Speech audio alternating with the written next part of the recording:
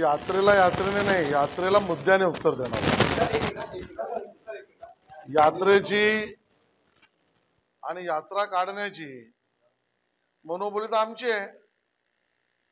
काँग्रेस आता आमच्या रस्त्यावर येऊ पाहते तर त्यांना काही मुद्द्यांचे उत्तर द्यायला लागतील. मुंबईमध्ये काँग्रेस न्याय यात्रा काढत असेल तर त्यांनी मुंबईवर केलेल्या अन्यायाची जंत्री त्यांच्या न्याय यात्रेच्या रस्त्यावर आम्ही लोकांपर्यंत पोहोचवणार आहोत. जेवढा मुंबईकरांवर अन्याय काँग्रेसने केला तेवढा कोणीच केला नाही आणि त्या स्पर्धेमध्ये आता उद्धवजींचा पक्ष उतरलेला आहे.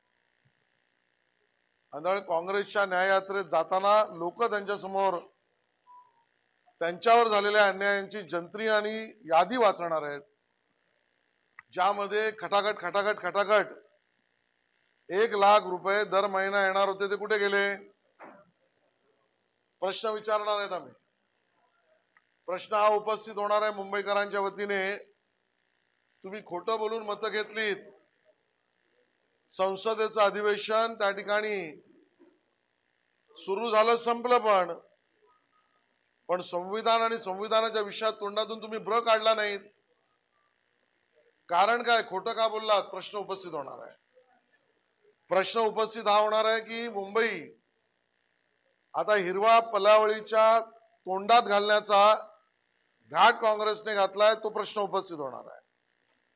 अरविंद नावाचा एक हिंदुत्ववादी कार्यकर्ता धारावीमध्ये त्या ठिकाणी त्याचा खून होतो. वर्षा गायकवाड आणि मुंबई काँग्रेस तिथे जात नाही, विचारपूस करीत नाही, पीडित परिवाराला भेटत नाही. मदत तर जाऊ द्या, का? कारण आरोपी हिरवी पिलावळ आहे म्हणून. प्रश्न उपस्थित होणार आहे, या खुनाला जबाबदार कोण? मुंबई मधल्या आमच्या मराठी असलेल्या आणि मूळ मुंबईकर असलेल्या त्या ठिकाणी फेरीवाल्यांवर अन्याय होतोय आणि बाहेरना फेरीवाले आणून बसवले जात आहेत. हिरवी पिलावळ तिथे सुद्धा वाढते. हे पाप काँग्रेसचं आहे. प्रश्न असे उपस्थित होणार आहेत आणि अशा 51 प्रश्नांची मालिका, जशी फटाक्याची माळ लागते तशी 51 प्रश्नांच्या सगळ्या प्रश्नांची माळ या न्याय यात्रेचं स्वागत करेल आणि मुंबईकर जबाब विचारतील मुंबई काँग्रेसला. हे अभियान आम्ही चालवणार. सर, विधानसभा निवडणुकीसाठी राष्ट्रीय स्वयंसेवक संघ ऍक्शन मोड मध्ये आलेला आहे. अतुल लिमये यांच्याकडे महाराष्ट्राच्या समन्वयाची जबाबदारी देण्यात आली आहे. राष्ट्रीय स्वयंसेवक संघ काय करतो, कशी धोरणं असतात, निर्णय काय, कामकाज काय, याच्यावर मी भाष्य करावा एवढा मी मोठा नाही. सुप्रीम कोर्टाने राज्य सरकारला प्रश्न विचारलेला आहे की लाडकी योजनेसाठी तुमच्याकडे पैसे आहे, मात्र शेतकऱ्यांना मोबदला देण्यासाठी तुमच्याकडे पैसे नाहीत. दोन्ही काम आम्ही करतो. खरं तर सर्वोच्च न्यायालयासमोर पिटिशन काय मला माहित नाही, पण राजकीय प्रश्न उपस्थित करणे सर्वोच्च न्यायालयाच्या अखत्यारीत अपेक्षित आहे का, हाही प्रश्न आहे.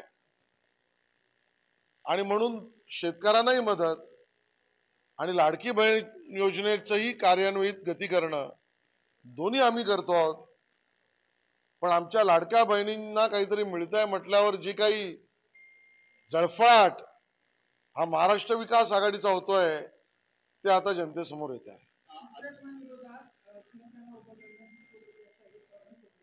बघा, त्यांच्या अंतर्गत पक्षाच्या निर्णय प्रक्रियेवर भाजपने भाष्य करणं टाळलं पाहिजे. मी करणार नाही.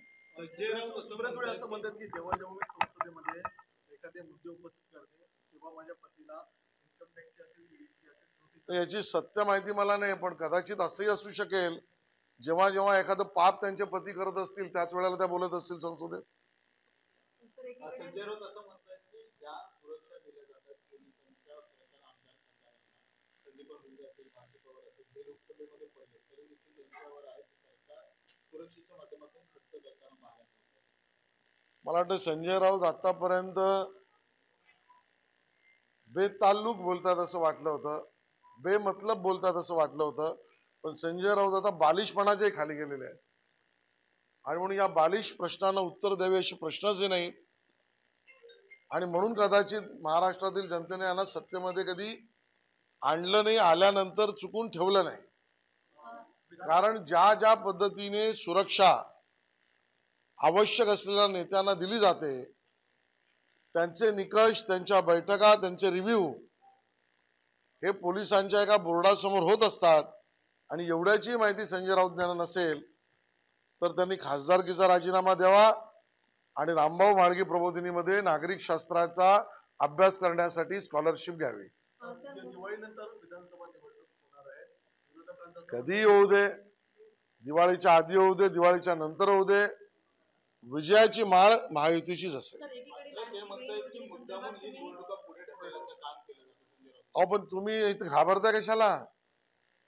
तुमचे माननीय पवार साहेब सांगतात 192 येऊ, 172 येऊ, त्या ठिकाणी काँग्रेस सांगतं आमचं सरकारच येईल, उभाटावाले म्हणतात आमचाच चेहरा चालेल. मग एवढं तुमचं सगळं सोन्यासारखं पिवळं असताना तुम्ही घाबरता कशाला?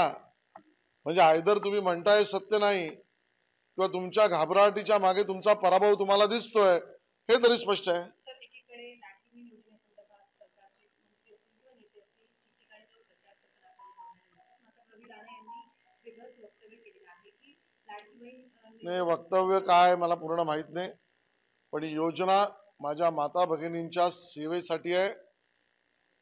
अडीअडचणीत, गरजेला, निकडीला जे पैसे त्यांच्याकडे पोचले पाहिजेत, जे त्यांच्या स्वतःच्या हक्काचे असले पाहिजेत, ते त्यांच्या डायरेक्ट अकाउंटवर पोचले पाहिजे आणि सेवा म्हणून जे सरकारने केलंच पाहिजे ते सरकार करतंय. यापेक्षा दुसरा कुठलाही अर्थ त्यातला काढू नये. ह्याच्यापेक्षा दुसरं कोणी बोलत असेल तर ते सरकारी अपेक्षित योजनेचा